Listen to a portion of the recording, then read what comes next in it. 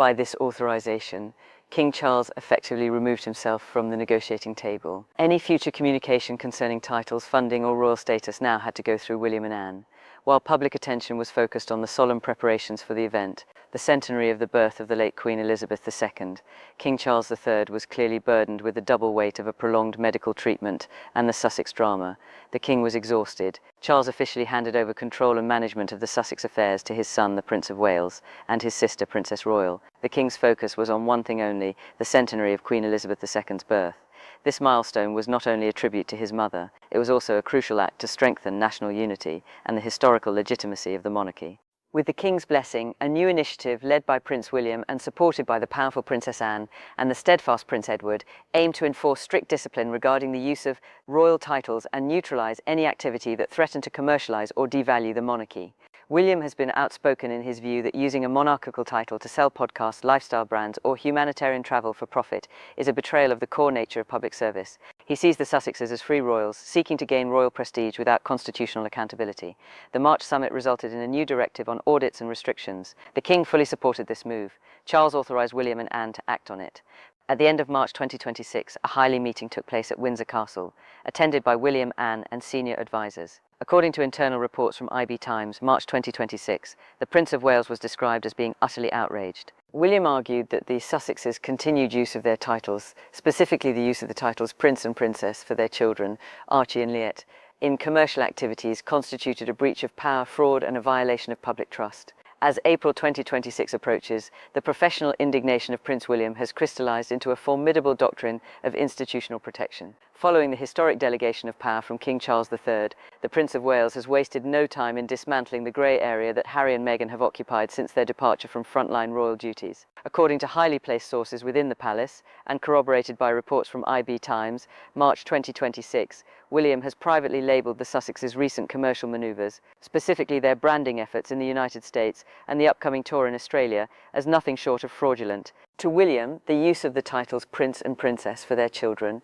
Archie and Libet, as a means to secure high-value commercial contracts or to grant royal weight to private humanitarian ventures is a cynical exploitation of the monarchy's 1000-year-old heritage. The Prince of Wales argues that these titles are not mere family names, they are public trusts granted by the sovereign in exchange for a lifetime of constitutional service, by using them to sell lifestyle brands or to merchandise their children for Netflix content. William believes the Sussexes are committing a fraud against the British public and the very concept of the Crown. The most immediate theatre of this royal conflict is Australia. As Harry and Meghan prepare for their high-profile visit in April 2026, they have encountered a diplomatic hammer they did not anticipate. Under his new executive authority, Prince William has taken the unprecedented step of proactively contacting Australian diplomatic channels and personal contacts within the Commonwealth leadership. His message was surgical and devastatingly clear. Prince Harry and Meghan Markle are private citizens. They do not represent the King. They do not represent the United Kingdom. And they do not represent the Commonwealth of Nations. William's intervention was designed to ensure that no state resources, ranging from official government welcomes to honorary military escorts, were extended to the couple. He made it known that any attempt by the Sussexes to frame their trip as a royal tour was a fabrication. This move was not merely a personal slight, it was a strategic move to prevent the blurring of lines that occurred during their previous visits to Nigeria and Colombia. William's stance is that if they wish to travel as celebrities, they must be treated as celebrities, stripped of the diplomatic immunity and ceremonial prestige that comes with the working royal status. The most chilling aspect of William's new strategy, however, concerns the future of his niece and nephew. While King Charles has historically been hesitant to strip titles from his grandchildren, William is reportedly operating under a show no mercy policy. Insiders suggest that William has looked closely at the precedent he helped set with the downfall of Prince Andrew. He observed how the removal of HR status and military patronages was the only way to surgically remove a toxic element from the royal body politic. The warning sent to Monaceto is stark. Archie and Lilet's titles are no longer invincible. The toxic red line. If Harry and Meghan continue to use their children as pawns in media fringe wars, such as the recent strategic leaks to Harper's Bazaar, William is prepared to advise the King, and eventually execute as King himself, a formal letters patent to revoke their royal styling. The Prince of Wales was reportedly fuming over the recent headlines in Harper's Bazaar, which suggested William was plotting to harm his brother's children. William views this as a direct attack on his character and the safety of the monarchy. His response has been to make it clear that the media drama stops now, or the titles will be the first thing to go. In a subtle but powerful demonstration of this new Iron Triad policy, William, Anne and Edward, reports have surfaced regarding the passports of the Sussex children, while Meghan famously declared in late 2025, "I am a Sussex. It's our shared name." The palace has remained firm on the constitutional reality.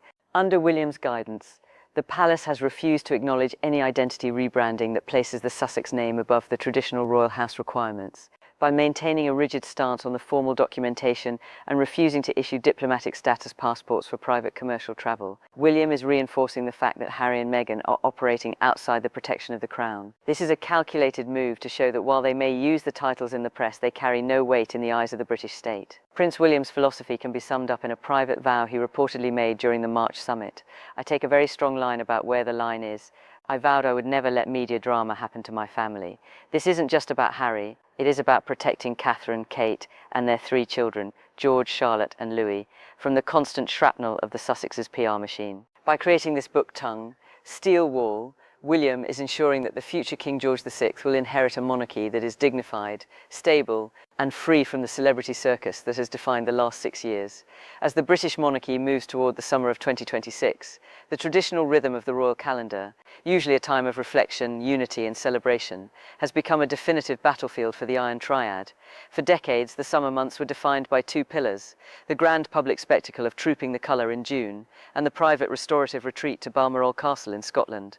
Historically, these events served as the glue for the House of Windsor. However, under the new executive mandate of Prince William, the summer of 2026 has been redesigned as a season of absolute exclusion for the Duke and Duchess of Sussex. The summer of rejection began with a high-stakes family summit in late March. While King Charles III had initially expressed a paternal desire to see his grandchildren, Archie and Libet, and perhaps extend an olive branch for a summer visit to the Highlands, he was met with a wall of resistance. Prince William, Princess Anne and Prince Edward formed a united front, arguing that any physical presence of Harry and Meghan on UK soil would fundamentally compromise the security and the sanctity of the King's recovery and the Queen's centenary preparations. The term steel wall, first coined by royal insiders and later echoed in reports by the Express March 2026, describes the impenetrable barrier that the Prince and Princess of Wales have erected around the core of the monarchy.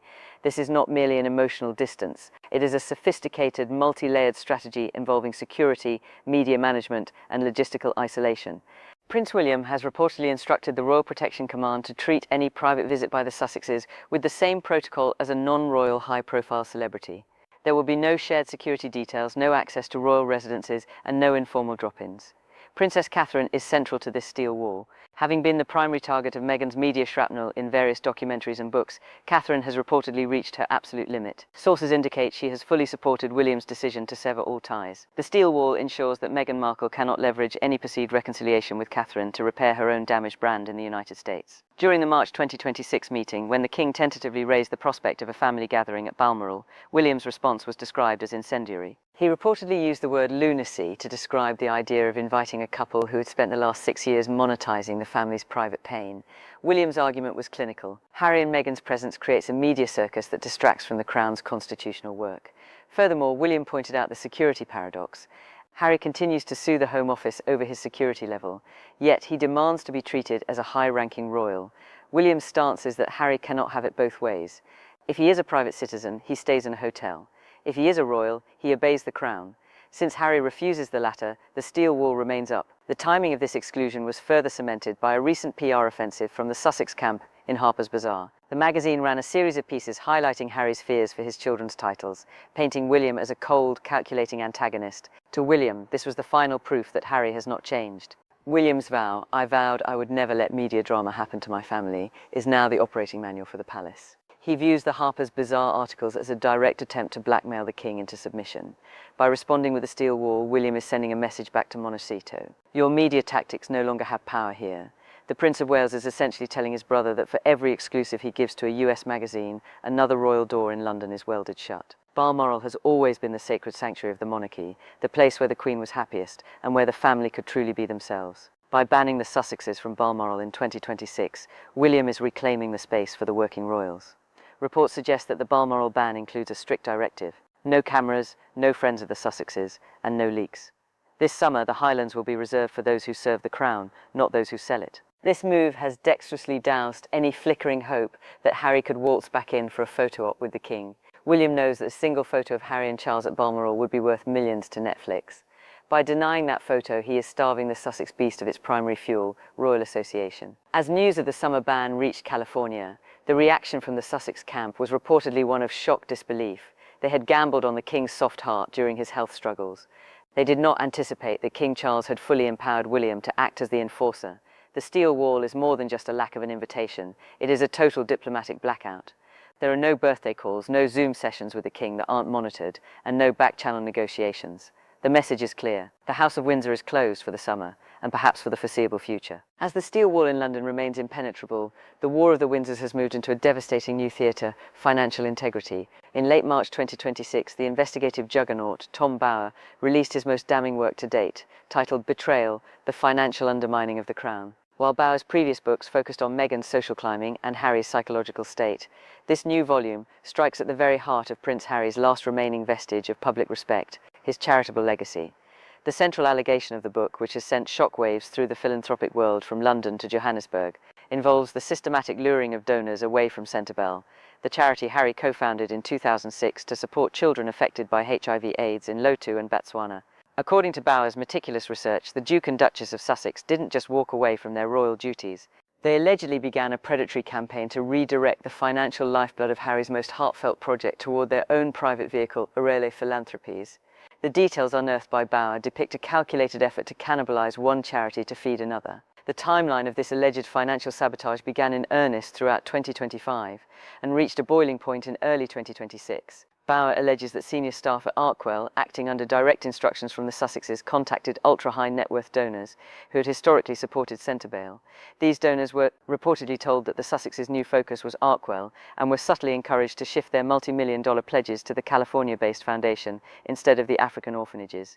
The book reveals the true reason behind the sudden departure of Sophie Chander, the former CEO of Centrebell. While the public was told she left for new opportunities, Bower presents evidence that Chandler was horrified by the redirection of funds. When she demanded a comprehensive financial audit and questioned the consulting fees being paid to friends of the Sussexes out of charity coffers, she was met with a wall of hostility. Harry, reportedly fuming at being questioned, allegedly facilitated her exit to prevent the findings from becoming public. This is not just a boardroom dispute. The Centrebell sabotage has resulted in a measurable decline in funding for pediatric HIV programs in Lotu. Experts quoted in the book describe this as an act of self-destruction by Harry, destroying the only project that gave him true global gravitas to fund a PR-driven American lifestyle. Bower's book doesn't stop at finance. It returns to the foundational sin of the Sussex narrative, the estrangement from Thomas Markle. For years, Meghan has maintained that her father betrayed her by staging photos with paparazzi before the 2018 wedding. However, Bower provides smoking gun evidence that it was a staged betrayal. The book documents Meghan's long-standing professional relationship with Jeff Rayner of the photo agency Coleman Rayner, dating back to her days on the set of Suits. Bower alleges that the paparazzi who tricked Thomas Markle were actually operating under a silent contract that Meghan was aware of. The goal was to create a public scandal that would give Meghan a valid reason to cut her father out of her life before he could embarrass her in front of the royal family. This revelation has been further bolstered by Princess Anne, who reportedly dexterously leaked a private letter from Thomas Markle to the palace. The letter details his confusion and heartbreak. And when combined with Bower's evidence, it paints a picture of a woman who didn't just experience family drama, she manufactured it. In London, the response to these financial and ethical bombshells has been one of grim vindication. Prince William and Princess Anne have reportedly used these findings to justify their no-mercy policy. The Prince of Wales has not issued a formal statement, but sources say he is appalled, but unsurprised to William. The Centrebell allegations prove that Harry has lost his moral compass. The steel wall is no longer just about protecting the family from gossip. It is about protecting the Crown's charitable brand from being associated with Sussex-style finances. The Centrebell sabotage has given new weight to the grifter label famously used by Spotify executives. It reinforces the narrative that the Sussexes are financial predators who use their royal proximity to vacuum up resources that would otherwise go to established, transparent institutions. As of late March 2026, Centrebell's remaining board members are reportedly in crisis mode, trying to distance the charity from the Sussex shadow to save their remaining donor base. Meanwhile, in Montecito, the Sussexes are facing a reputation crater. The allegation that they would steal from African orphans to fund their American impact projects is a charge that even their most loyal media allies at Harper's Bazaar are finding difficult to spin. While the corridors of Buckingham Palace resonate with the sombre and dignified preparations for the Queen's centenary, the contrast between the traditional royal path and the Sussex way has never been more glaring than in the lead-up to April 2026. The focal point of this cultural and institutional clash is Australia, a nation that once welcomed the Duke and Duchess of Sussex with open arms in 2018, but now finds itself at the centre of a burgeoning anti-royal revolt, not against the monarchy itself, but against the commercialised royalty represented by Meghan Markle's upcoming Her Best Life tour. The Her Best Life event, organised by Gemma O'Neill, is being marketed as a high-end retreat for empowered women. However, the optics of the event have provided the British press and the Iron Triad in London with the ultimate ammunition to highlight the divergence between Meghan's business model and the service-led model of the Princess of Wales. In London, Catherine Kate continues to expand her Shaping Us initiative. Her events are defined by their integration with government social services, their focus on early childhood development research, and their accessibility to the public. Catherine's work is funded through transparent charitable foundations and official sovereign grant allocations for travel, with the primary goal being public impact. In stark contrast, Meghan's Australian venture is being labelled by critics as purely commercial. With ticket prices set at a staggering $3,000 AUD, approximately $1,900, the event has been slammed by Sydney residents as grotesquely out of touch during an era of global inflation and rising housing costs. The Hearst Life stage, described in early leaks as corporate and hollow, stands in sharp opposition to the community-centred grassroots settings favoured by Catherine. To Prince William and Princess Anne, this is the definitive proof that Meghan has traded duty for dough, transforming her royal title into a luxury commodity available only to the highest bidder. The Australian public has responded with unprecedented hostility. A petition garnering over 35,000 signatures was delivered to the Australian government in late March, demanding that not a single cent of taxpayer money be used to facilitate the Sussexes' private business trip. This grassroots movement has forced a defensive reaction from Montecito. The Sussexes' spokesperson issued a terse statement calling the petition a non-issue and insisting the trip is privately funded. However, the reality on the ground in Sydney tells a different story. Sky News Australia has reported that despite the private label, the New South Wales Police and federal security agencies are still being forced to mobilise hundreds of officers, K9 units, and drone surveillance to manage the high-risk security profile of the couple. This security subsidy is exactly what has fueled the fire of public indignation, the idea that the Australian taxpayer must pay for the protection of a couple who are there to make a private profit. Within the palace, Prince William has observed this Australian backlash with a sense of cold validation by proactively reaching out to his Australian contacts to clarify that the Sussexes have no official status. William has effectively marooned them. They are arriving in a country that increasingly views them not as long-lost royals, but as celebrity grifters who expect royal-grade protection for a non-royal agenda. This commercial versus constitutional divide is now the definitive line in the sand.